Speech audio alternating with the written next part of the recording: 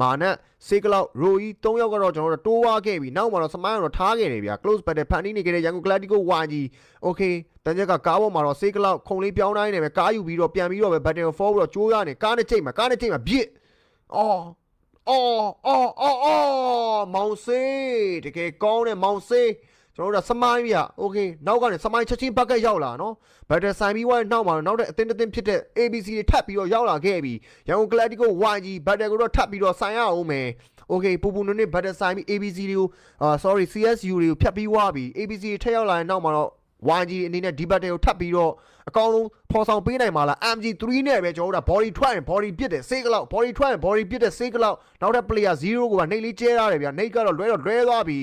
okay အဲ့တော့ဒီ battle ကထပ်ပြီးတော့အကောင်းဆုံးကြော်ဖြတ်နိုင်ခဲ့မယ်ဆိုရင်တော့ winner ticket တင်တာကတော့ကျွန်တော်တို့ကရန်ကုန် Galactico YG ဥတီနေခဲ့ပြီလားစေးကလောက်ပဲထပ်ပြီးတော့ပဲ ABC player လေးကို MG3 နဲ့ပဲဒဲလိုက်တော့မေးပြီးနေတယ်မောင်စေးစောက်ကလေးစေးကလောက်စောက်ကလေးတကယ်ကောင်းတဲ့ performance တွေကိုပြသပေးနေခဲ့တဲ့စေးကလောက် Romeo Point မာနဲ့ Smile player 4ယောက်လုံး GG ပါအဲ့တော့ရောနှစ်ပွဲစလိုက် battle နှစ်ပွဲစလိုက်ဆိုင်ပြီးတော့ပဲအောင်မြင်ကျွန်တော်တို့ဒါ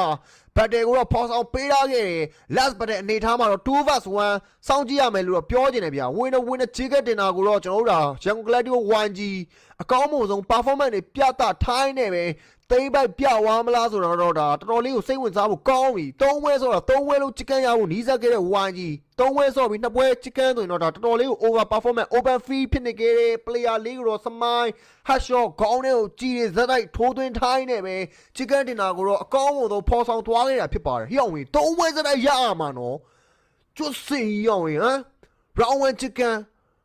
round 2နဲ့ chicken နီးစက်တယ်နော် shut 2နဲ့ပြီးသွားတာround 3 chicken ရောက်နေ3ပွဲစော2ပွဲ chicken ရောက်နေမိမိစကန်